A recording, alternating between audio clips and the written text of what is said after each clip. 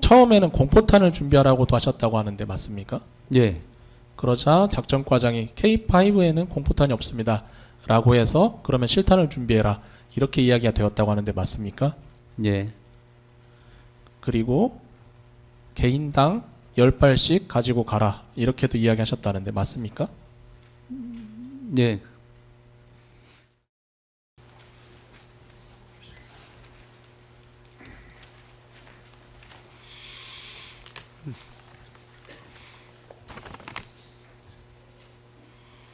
예, 다들 자리에 앉으시죠. 다음으로 12월 3일부터 12월 4일까지 상황을 묻겠습니다. 비상계엄 선포 당일인 12월 3일 오전 10시경 증인은 노상원으로부터 전화를 받은 적 있으시지요? 12월 3일 10시입니다. 예. 그때 노상원이 증인에게 뭐라고 했습니까? 금주 야간에 상황이 있을 수 있으니까 한 개 팀을 좀 대기를 시켜라 이런 얘기를 들었습니다. 네. 당시 증인이 복장과 무장 상태에 관한 지시도 했었다고 하는데 기억나십니까? 예. 어떻게 하셨습니까? 뭐 단독군장, 그다음에 권총휴대 뭐 이렇게 뭐 이런 얘기를 했던 걸로 봤습니다. 전투모에 전투조끼를 착용하고 권총을 휴대하라 이렇게 말씀하셨다고 하는데 맞습니까? 예. 처음에는 공포탄을 준비하라고도 하셨다고 하는데 맞습니까? 예.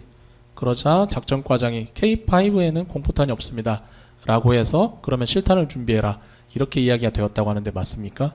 예.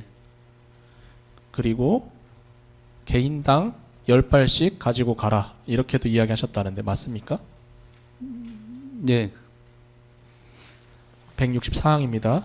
소령급 8명의 고동희 처장, 서지훈 과장까지 합해서 총 10명으로 팀을 꾸리도록 지시한 건 맞지요? 예. 인원을 선발할 때 증인께서 말귀 잘 알아듣고 현장에서 상황 파악이 가능한 사람으로 뽑아라 이렇게도 말씀하셨다고 하는데 맞습니까? 예. 임무수행 뭐 무슨 상황이든 예. 그리고 증인이 두 사람에게 보안을 철저히 유지해다오 라고 당부도 하셨다고 하는데 맞지요? 예. 그 후 증인은 같은 날 오후 13시경 다시 노상원으로부터 전화를 받은 적 있으시지요? 예. 그때 노상원은 증인에게 뭐라고 했습니까? 야간에 그러니까 이번 주에 상황이 있을 수 있으니까 선발한 인원들을 소집을 좀 시켜서 며칠 대기할 수 있게 해라. 뭐 이런 얘기를 들었습니다. 그 김모 정모대령이 선발한 40명 소집시켜라 이렇게 이야기했었던 건 맞습니까? 예. 노상원으로부터 10시에 전화 왔을 때는 선관위 청사로 갈 선발대 꿀이라는 것이었고 13시경 전화 왔을 때는 김모 정모대령을 통해 뽑아둔 요원 40명 소집하라는 지시 맞지요? 예. 13시경 노상원으로부터 전화를 받고 증인이 김모 정모대령에게 요원들 소집 지시를 하셨습니까? 16시 넘어서 정대령한테 전화했습니다. 뭐라고 하셨습니까? 똑같이 전달했습니다. 똑같이라는 건 네. 어떤 내용일까요? 선발한 인원들 오늘 저녁 때 저녁 때 밤에 소집을 시켜야 될 것 같다. 몇 시까지 오라고도 하셨습니까? 한 21시경 뭐 이렇게 얘기했던 것 같습니다. 21시 뭐 예. 정모대령은 4월 10날 김영현 등 재판에 출석해서 증인으로부터 지시받은 계획대로 증인으로부터 지시를 받기를 계획대로 선발해둔 요원들 소집해서 A 여단에 집결시켜라. 며칠 정도 대기할 수 있으니 준비하게 해라. 이렇게 지시를 받았다고 증언했습니다. 맞습니까? 예. 또한 그때 증인이 오늘 임무가 있을 것이다. 구체적 임무는 내가 여단 가서 직접 설명하겠다. 이런 이야기도 하셨다고 하는데 맞습니까? 제가 구체적 인물을 몰랐기 때문에 그거는 제가 그렇게 말한 기억은 없습니다. 오늘 임무가 있을 것이다는 말씀을 하셨던 거 맞으시죠? 오늘? 네. 오늘이라는 얘기는 잘 모르겠습니다. 잘 기억이 안 나시나요? 예. 그 이후 노상원이 같은 날 16시에서 17시경에 증인에게 또다시 전화한 적 있으시죠? 예. 그 통화 과정에서 노상원이 증인에게 오늘 21시경 정부 과천청사 일대에서 대기하도록 해라. 이렇게 말한 적 있죠? 예. 그때 노상원이 증인에게 9.3의 방정환이 A 여단으로 갈 것이다. 이런 이야기를 했었나요? 없었습니다. 두 사람이 온다는 이야기를 노상원이 증인에게 한 적도 있지 않나요? 2명을 보낼 것이다. 니네 부대로. 이런 얘기를 전화를 받은 적이 있습니다. 두 사람이 9.3의 방정환이라는 이야기는 못 들으셨습니까? 예, 몰랐습니다. 두 사람이 온다는 사실은 어떻게 하셨습니까? 노전 사령관이 저한테 전화를 했습니다. 그러면 또 9.3의 방정환이 온다는 이야기를 노상원이 했던 건 아닌가요? 그러니까 이름을 특정하진 않고 두 사람을 니네 부대로 보낼 테니까 네. 전화 받으면 부대 위치 좀 알려줘라. 이렇게 네. 두 사람이라고 했고 두 사람이란 9.3의 얘기만- 방정환이 연락이 왔던 건가요? 9.3에 그 9에 전화를 받았습니다. 모르고 있고 그리고 말씀하신 줄 노상원 알아요 몰라요? 잘 모릅니다. 예비역 소장 육사 41기 노상원 모른다고? 소령 때 1년 딱 근무한 적이 있습니다. 박근혜 청와대에서 근무한 적 있어요 없어요? 본인 있습니다. 1년 근무했습니다. 근무했죠? 예. 노상원 씨 그때 경호차장 했죠? 그렇게 기억하고 있습니다. 근데 몰라요? 그리고 김용현 장관 소개해 준 사람이 노상원이죠? 그렇지 않습니다. 그래서 김용현하고 매우 잘 알죠? 저도 제가 장관님이랑 처음 이번 정보사령관 유임될 거라는 확신을 노상원과 김용현을 통해서 알았죠? 처음 듣는 얘기입니다. 내가 다 알고 있으니까 처음 듣는 얘기 계속 이야기하세요. 그 다음에 박민우 후임인 김봉규 몰라요? 그 사령부저 인원입니다. 그렇죠. 정성우 가라에 몰라요?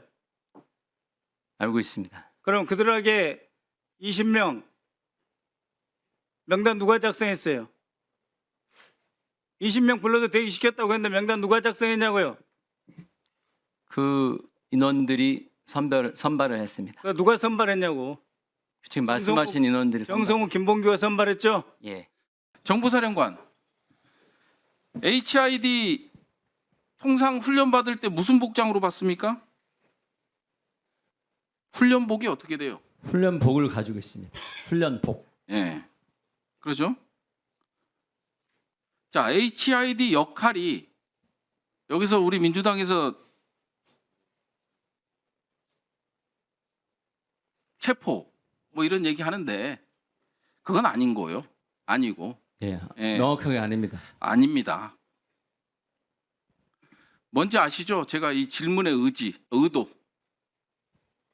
모르세요? 잘 모르겠습니다. HID 들어갈 때 뭐 입고 가요? 들어갈 때 뭐 입고 가요? 어디를 들어갈 때? 임무 수행할 때 뭐 입고 들어갑니까? 임무에 따라 다릅니다. 그렇죠. 예. 제가 공작대장 했었습니다. 예. 그래서 실제 HID 갔다 왔고요. DMZ 돌파 훈련할 때 갔다 왔고요. 자, 초소부터 인민군 복장 입습니다. 이거는 조금 다른 거죠. 약간 소요. 이쪽으로 저는 이해하고 있어요. 앉으세요. 지난 7월 정보사령부 비밀요원인 이른바 블랙요원 명단이 유출됐습니다. 당시 정보사령부 수장은 문상호 사령관. 문 사령관은 5월에 있었던 부하 여단장과의 하극상 사태까지 외부에 알려지며 논란의 중심에 서게 됐습니다. 잇따른 논란에 신원식 당시 국방장관은 정보사령부 혁신을 약속했습니다. 이번 일을 계기로 전반적인 혁신, 후속 조치는 좀 강하게 할 생각입니다. MBC 취재 결과 실제 지난 8월 초 국방부는 정보사령부 혁신 방안을 논의하기 위한 회의를 가졌습니다. 원천희 국방부 정보본부장 주관으로 문상호 정보사령관, 충암고 출신의 박종선 777 사령관, 정보사령관 출신의 양모 지상작전사령부 정보참모부장 등이 참석했습니다. 민주당이 입수한 제보에 따르면 이 회의 직후 문상호 정보사령관 경질안이 신원식 장관에게 보고된 것으로 알려졌습니다. 하지만 문 사령관 경질은 이루어지지 못했습니다. 신원식 국방장관이 국회에서 정보사령부 혁신을 약속한 나흘 뒤인 8월 12일 대통령실 안보실장으로 갑자기 발령났기 때문입니다. 후임 국방장관은 김용현 경호처장. 당시 신원식 장관은 임명된 지 1년도 안 됐고 장호진 안보실장은 8개월밖에 되지 않았습니다. 특별한 인사 요인도 없었습니다. 이 때문에 당시에도 군 인사를 둘러싼 신원식과 김용현의 갈등이 갑작스런 국방장관 교체로 이어졌다는 의혹이 제기됐습니다. 주요 보직자들이 충암고 출신으로 채워지고 있어서 우리 군 합참과 장관님이 어려워하신다는 말도 들었습니다. 김용현의 충암파, 신원식의 국방파가 갈등의 자리를 지킨 문상호 정보사령관은 이후 김용현 국방장관의 취임과 함께 계엄 준비를 본격화했습니다. 지난 9월 강원도 속초에 있는 북파공작원 HID 부대장에게 정예 요원 40명을 선발해 별도 훈련을 시키라고 지시하고 11월에는 추가로 40명의 공작 인원을 선발해 계엄시 성관이 직원 체포를 준비했습니다. 한편 신원식 안보실장은 문상호 사령관 경질을 검토했는지 묻는 MBC의 질의에 아무 답도 하지 않았습니다. MBC 뉴스 조희영입니다.